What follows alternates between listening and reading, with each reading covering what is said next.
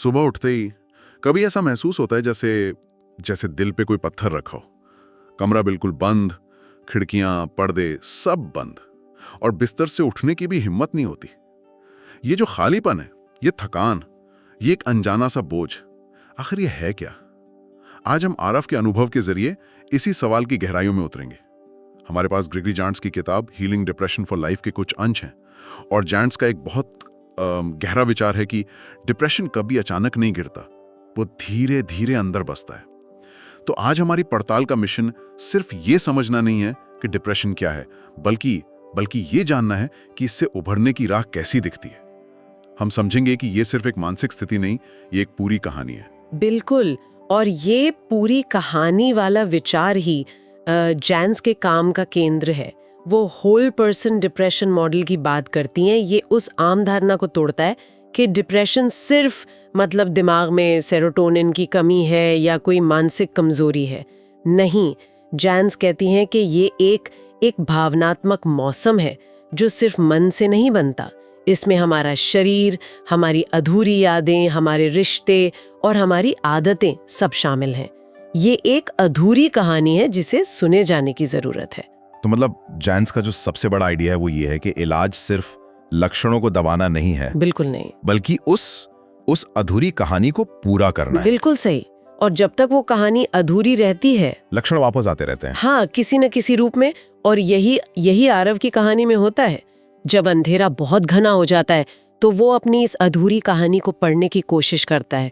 टूटी हुई नींद, बिखरी हुई दिनचर्या, दोस्तों से दूरी, और यहीं से सबसे पहला हिस्सा सामने आता है, शरीर की भूमिका। हाँ, वो खुद से ये सवाल करता है, क्या मेरा मन थका है या मेरा शरीर? और ये सवाल सुनने में जितना आसान है, जवाब उतना ही मुश्किल। हाँ, क्योंकि आम तौर पर हम इन दोनों को अलग अलग ही देखते हैं। बिल्कुल, मन की समस्या मन से, शरीर की शरीर से।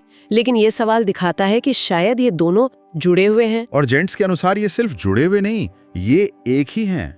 शरीर और मन का संबंध इतना गहरा है कि हम उसे अक्सर नजरअंदाज कर देते हैं। जैसे स्रोत में पेट की सेहत का जिक्र है, जिसे दूसरा दिमाग भी कहते हैं। हाँ, ये जानना कितना दिलचस्प है कि हमारे पेट में भी न्यूरॉन्स होते हैं और लगभग 90% सेरोटोनिन, हैप्पी हार्मोन, हाँ, वो वहीं बनता है। तो जब जेंट्स पेट की सेहत की बात करती हैं, वो असल में दिमाग के लिए रॉ मटेरियल की बात कर रही होती हैं। ये तो कमाल की बात है। इसका मतलब जो हम खा रहे हैं वो सीधे तौर पर हमारे महसूस करने के तरीके को बदल सकता है। हाँ, और सिर्फ खाना ही नहीं, स्रोत में कई शारीरिक कारकों का जिक्र है। शरीर के अंदर की सूजन, इन्फ्लेमेशन, वो दिमाग के लिए एक साइलेंट अलार्म की तरह है। अच्छा। विटामिन्स की कमी, खासकर विटामिन डी और B12, हार्मोनल असंतुलन, ये दिखाता है कि हीलिंग सिर्फ सोच बदलने से नहीं होती, या पॉजिटिव सोचने से नहीं। जेंट्स के लिए पहला कदम अक्सर शारीरिक होता है, नींद को ठीक करना, गहरी सांसें लेना। हाँ, ताकि स्ट्रेस रिस्पॉन्स शांत हो, और सुबह की हल्की धूप में बैठना। ये छोटे छोटे शारीरिक बदलाव मन के बंद दरवाजे खोलने की पहली चाबी बन सकते हैं। और ये शारीरिक बदलाव वो सीधे दिमाग की केमिस्ट्री से जुड़ते हैं। ये सिर्फ सोच का खेल नहीं है ना? बिल्कुल नहीं। स्रोत में सेरोटोनिन, डोपामीन, कॉर्टिसोल, इन सब का जिक्र है।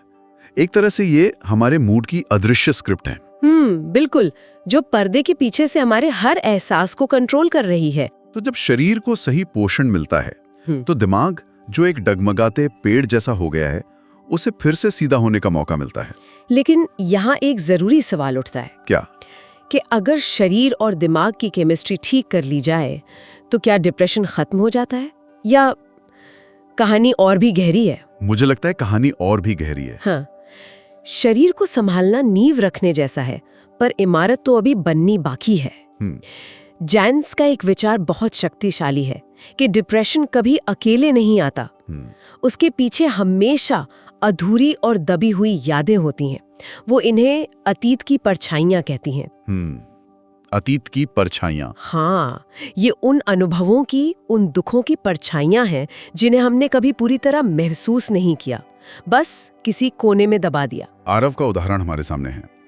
उसने हमेशा यही सोचा कि मजबूत रहने का मतलब है दर्द को चुपचाप ढोना। हाँ, उसने कभी किसी को नहीं बताया कि वो अंदर से कैसा महसूस कर रहा है, क्योंकि उसे लगता था ये कमजोरी की निशानी है। और असल में जिसे वो मजबूती समझ रहा था वो डिप्रेशन का ईंधन बन रही थी। जैसा सोत में लिखा है, अनप्रोसेस्ड इमोशंस वो ईंधन है जिनसे डिप्रेशन जलता रहता है। ये ऐसा है जैसे कोई पुराना घाव है जिस पर पट्टी तो बांधी लेकिन उसे साफ नहीं किया। बिल्कुल सही। ऊपर से ठीक लगता है पर अंदर ही अंदर वो सड़ता रहता है। और यहीं पर जर्नलिंग की अहमियत समझ आती है। हाँ, किताब में ये बहुत खूबसूरती से बताया गया है। जब आरव ने पहली बार जर्नल खोला और लिखना शुरू किया तो पहले कुछ पन्ने खाली रहे, फिर धीरे धीरे शब्द आने लगे। उसे अपने ही शब्दों में अपना बचपन, अपनी अधूरी ख्वाहिशें और वो गुस्सा नजर आने लगा जिसे उसने कभी जाहिर नहीं किया था। और ये प्रक्रिया सिर्फ यादें ताज़ा करना नहीं है। नहीं, ये उन भावनाओं को नाम देने जैसा है जो अब तक बेनाम थीं। जब आप अपने दर्द को कागज पर उतारते हैं तो आप उसे अपने अंदर से निकालकर अपने सामने रख देते हैं। अब वो आपके वजूद का हिस्सा नहीं है। नहीं, वो एक चीज है जिसे आप देख सकते हैं, समझ सकते हैं। आरव के लिए ये ठीक वैसा था जैसे अंदर दशकों से जमी हुई बर्फ पिघलने लगी हो। और जब ये अंदरूनी दर्द पिघलना शुरू होता है तो उसका असर बाहरी दुनिया पर भी दिखता है। हाँ, खासकर अकेलेपन के रूप में। जॉन्स का एक बहुत असरदार कथन है, isolation is the oxygen of depression. अकेलापन डिप्रेशन को जिंदा रहने के लिए ऑक्सीजन देता है। लेकिन ये तो एक विरोधाभास है। जब कोई इंसान दर्द में होता है तो वो अकेला ही रहना चाहता है। सही बात है। तो इस चक्र को कोई तोड़े कैसे? यही डिप्रेशन का सबसे बड़ा जाल है। वो आपको यकीन दिलाता है कि आप अकेले हैं और कोई आपको नहीं समझेगा। आरव ने भी खुद को सबसे काट लिया था। फोन उठाना बंद, दोस्तों से मिलना बंद। लेकिन फिर एक शाम उसका एक दोस्त बिना बताए घर आ गया। अच्छा। उसने कोई सलाह नहीं दी, कोई लेक्चर नहीं दिया। वो बस उसके साथ चुपचाप बैठा रहा और फिर उसने सिर्फ इतना कहा, तेरी कमी नहीं, तेरी थकान है। तेरी कमी नहीं, तेरी थकान है।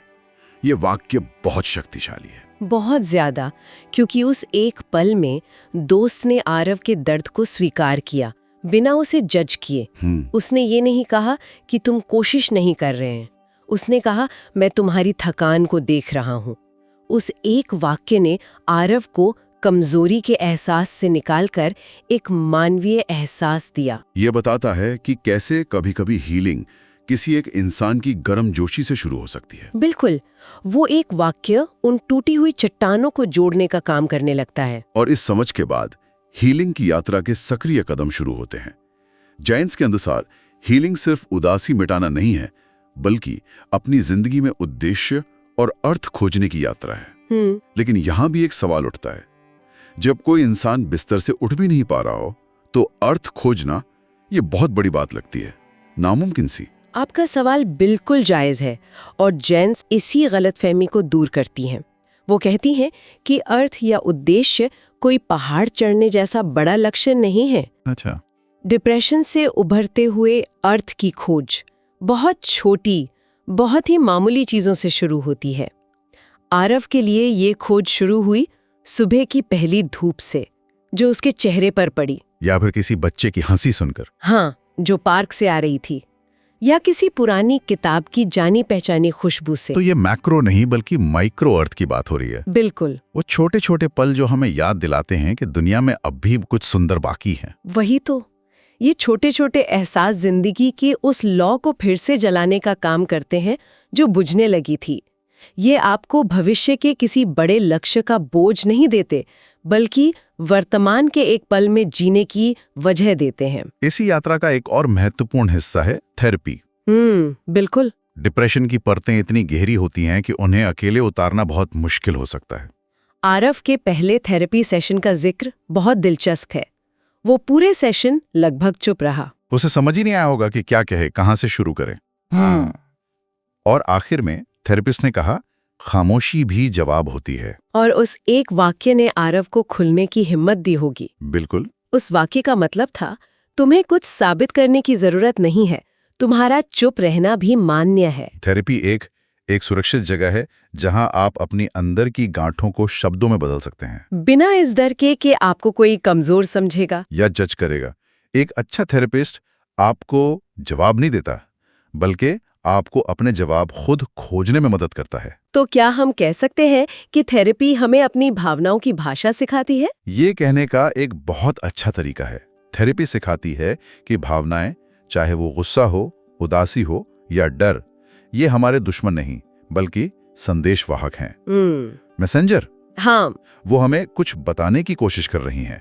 शायद ये कि हमारी कोई जरूरत पूरी नहीं हो रही या हमारी कोई सीमा लांघी जा रही है। हमें बस उन्हें सुनना सीखना है। और इस सुनने की प्रक्रिया में एक और चीज मदद करती है जिसे जैन्स विश्वास यानी फेथ कहते हैं। और ये शब्द सुनते ही कई लोगों के मन में धर्म या मजहब का ख्याल आता है। जरूरी नहीं। जैन्स यहाँ साफ करती हैं कि ये विश्वास धार्मिक हो सकता है, लेकिन ये उससे कहीं ज्यादा व्यापक है। ये ईश्वर में विश्वास हो सकता है या कायनात की किसी शक्ति में, या फिर जिंदगी के प्रवाह में। हाँ, लेकिन सबसे जरूरी ये खुद में विश्वास है। ये विश्वास कि मैं ठीक हो सकता हूँ। ये एक बहुत बड़ा मानसिक बदलाव है। बहुत बड़ा। उस सोच से कि मैं टूटा हुआ हूँ, इस सोच तक कि मैं ठीक होने के लायक हूँ। हाँ, और ये विश्वास एक दिन में नहीं आता।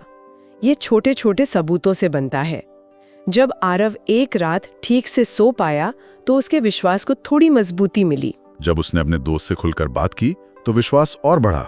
जैन्स कहती हैं कि जब इंसान को ये भरोसा मिल जाता है कि हीलिंग संभव है, तभी असली यात्रा शुरू होती है। ये विश्वास उम्मीद को जन्म देता है। हाँ, तो अगर हम इन सभी हिस्सों को जोड़कर देखें, शरीर का ध्यान रखना, अतीत की परछाइयों को समझना, रिश्तों की गर्माहट को महसूस करना, जीवन में छोटे छोटे अर्थ खोजना, थेरेपी से अपनी भावनाओं को समझना और खुद पर विश्वास करना, तो हीलिंग की एक पूरी एकीकृत तस्वीर बनती है। हाँ, ये कोई एक जादुई गोली नहीं है जो सब ठीक कर देगी। हीलिंग एक धीमी प्रक्रिया है, एक लौ की तरह जो कई छोटी छोटी चीजों से मिलकर जलती है। धूप, नींद, खाना, दोस्तों की मौजूदगी, थेरेपी में कहे गए शब्द, जर्नल में लिखे गए एहसास, ये सब मिलकर उस अंधेरे को धीरे धीरे कम करते हैं। और ये एक सीधी रेखा में नहीं होता। इसमें अच्छे दिन होते हैं, बुरे दिन भी होते हैं, लेकिन दिशा सही होती है। आरव की कहानी का अंत भी यही दिखाता है। वो फिर से मुस्कुराने लगता है। पहले एक हल्की सी मुस्कान जो बस होठों तक रहती है, फिर वो हंसी जो आंखों तक पहुंचती है। और यहाँ सबसे बड़ी सीख ये मिलती है, डिप्रेशन उससे लड़ने का नाम नहीं, उससे बात करने का नाम है। वाह। उसे एक दुश्मन की तरह नहीं बल्कि एक मेहमान की तरह देखने का नाम है, जो आपको आपके बारे में कुछ बहुत जरूरी बताने आया है। तो आज की इस चर्चा का सार यही है कि हीलिंग कोई मंजिल नहीं है, बल्कि हर रोज उठाया गया एक छोटा सा कदम है। हाँ, ये बिस्तर से उठकर बस एक खिड़की खोलने से शुरू हो सकता है और थोड़ी सी धूप से आगे बढ़ सकता है। एक धीमी, कभी कभी मुश्किल, लेकिन हमेशा उम्मीद से भरी यात्रा। और आरव की कहानी का जो अंतिम और सबसे शक्तिशाली एहसास है, वो ये नया विश्वास है कि मैं ठीक होने लायक हूँ। बिल्कुल। ये विचार कि कोई इंसान हीलिंग और बेहतर महसूस करने का हकदार है, शायद इस पूरी यात्रा का सबसे मजबूत आधार है। आत्ममूल्य की ये भावना ही उस लौ को जलाए रखती है, तब भी जब हवा तेज हो। अगर भावनाएं, जैसा कि जैन्स कहती हैं, दुश्मन नहीं बल्कि संदेशवाहक हैं, तो आज आपकी भावनाएं आपसे चुपचाप क्या कहने की कोशिश कर रही हैं। और ये बुक समरी आपको अच्छी लगी हो तो हमारे इस इंस्पायर्ड बुकी चैनल को सब्सक्राइब जरूर करें। बाकी आप अगली बुक समरी कौन सी सुनना पसंद करेंगे, आप हमें कमेंट में बता सकते हैं।